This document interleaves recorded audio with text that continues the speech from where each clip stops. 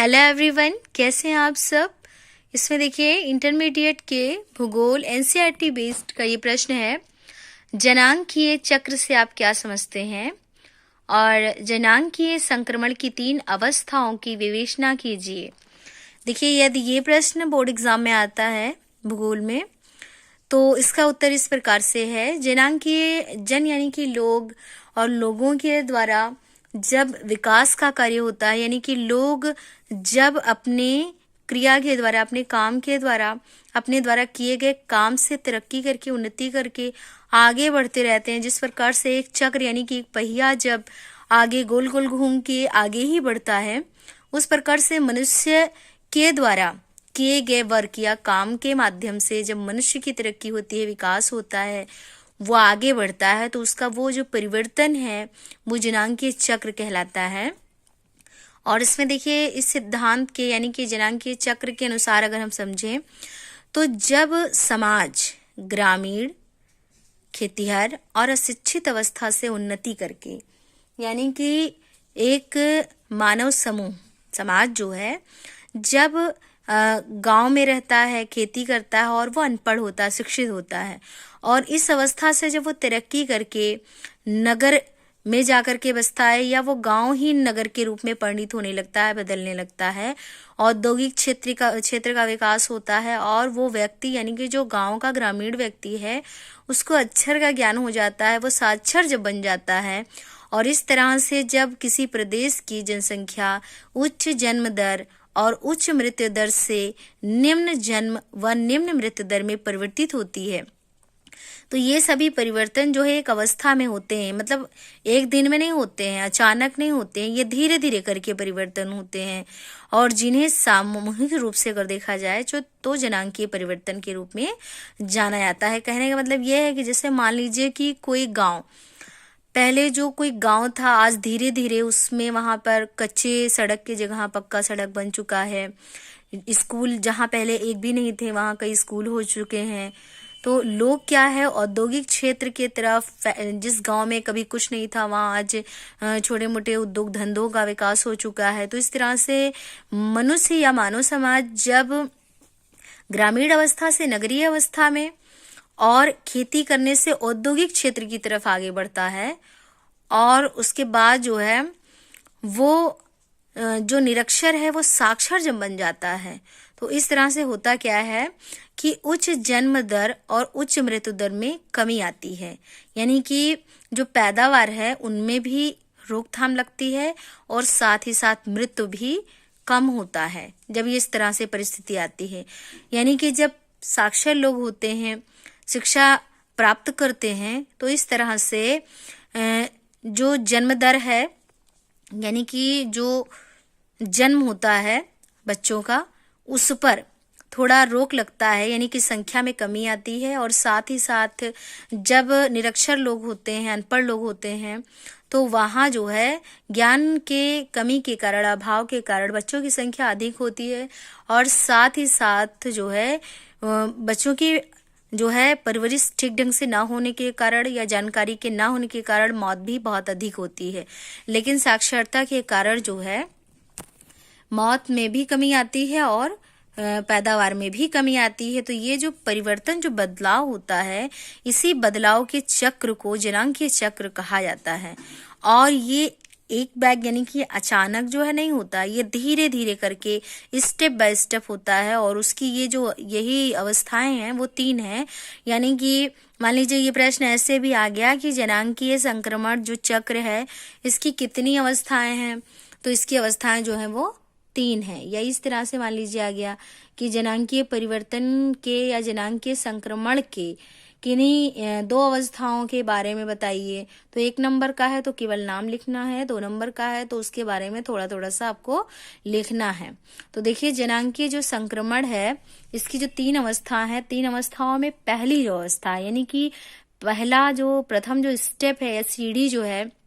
वो ये है कि इसमें आप इस तरह से लिखेंगे कि इस अवस्था में ज्यादातर लोग कृषि कार्य में लगे रहते हैं। संलग्न का मतलब लगे रहते हैं, जिसके कारण अशिक्षा, प्रौद्योगिकी का निम्न स्तर होता है, यानी कि निचला लेवल होता है। और जनसंख्या में जो वृद्धि है वो धीमी होती है तथा जीवन प्रत्याशा निम्न पाई जाती है। जीवन प्रत्याशा का मतलब कि जैसे मान लीजिए कि व्यक्ति यदि क्या करता है, खेती करता है, तो उसमें उसकी जो इच्छाएं होती हैं वो तो प्रबल होती हैं, लेकिन उसको वो प्राप्त करने के लिए उतना ज्यादा नहीं लगा हुआ होता है। और साथ ही बड़े परिवारों को परिसंपत्ति माना जाता है। तो इस तरह से ये जो पहला चरण है या पहली जो अवस्था है जनांकीय परिवर्तन की, इसमें ज्यादातर लोग क्या करते हैं, खेती या कृषि कार्य में लगे हुए होते हैं, और जिसके कारण क्या होता है, शिक्षा, ये लोग शिक्षा नहीं प्राप्त कर पाते हैं, और जो प्रौद्योगिकी यानी कि जो टेक्निकल चीजें हैं उनका अभाव होता है इन लोगों के बीच में, और जनसंख्या की जो गति है, वृद्धि जो है वो धीमी होती है, और जीवन के प्रति यानी कि जो उनकी लालसा है कि हमको आगे बढ़ना चाहिए, हमको ये करना चाहिए, वो सारी चीजें निम्न यानी कि कम पाई जाती हैं, और साथ ही बड़े परिवारों को परिसंपत्ति माना जाता है। इस तरह से फिर देखिए दूसरा जो है अवस्था है या चरण है वो ये है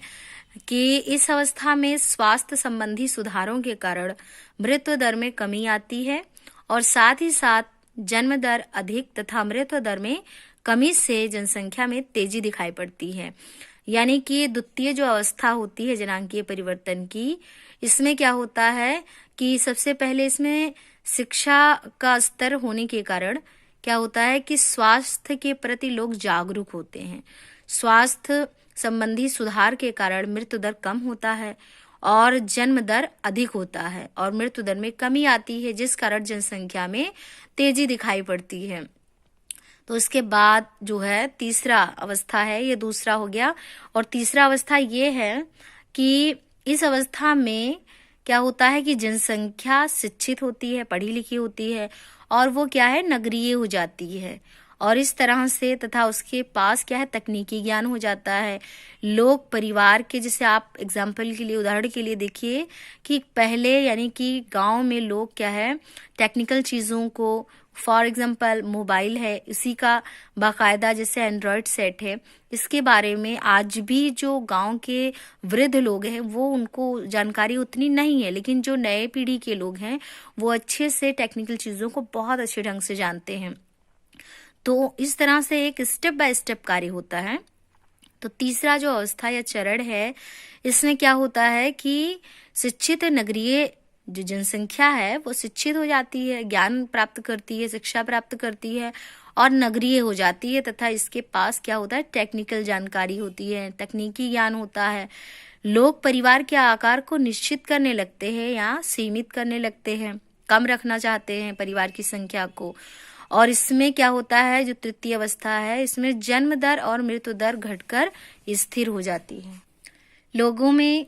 प्रजनन दर को संतुलित करने या बैलेंस में करने की योग्यता हो जाती है तृतीय अवस्था में, और जिसमें जनसंख्या या तो स्थिर हो जाती है और या मंद गति यानी धीरे गति से बढ़ती रहती है। और वर्तमान समय में यानी कि इस समय में इस अवस्था के अंतर्गत यानी तीसरी जो अवस्था है इसके अंतर्गत पूर्वी यूरोप एवं मध्य एशिया में इस स्थिति को देखा जा सकता है। यानी कि किसी देश या विश्व में अगर हम जनसंख्या को देखें तो जनसंख्या के बढ़ने का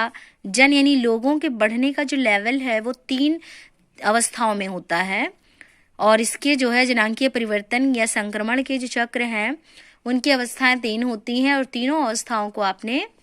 अभी जान लिया कि जनसंख्या का जो विस्तार है या जो बढ़ोतरी है वो किस प्रकार से किन किन अवस्थाओं में होती है। तो आपने यहाँ देखा कि जो द्वितीय अवस्था है उसमें जनसंख्या तेजी के साथ बढ़ती है, और जो प्रथम अवस्था है उसमें भी जनसंख्या सीमित रहती है, लेकिन द्वितीय अवस्था में जनसंख्या तेजी के साथ बढ़ती है। और तीसरी जब अवस्था आती है जिसमें व्यक्ति शिक्षित हो जाता है, नगरीय हो जाता है, टेक्निकल यानी कि तकनीकी जानकारियों से जब वो रूबरू हो जाता है,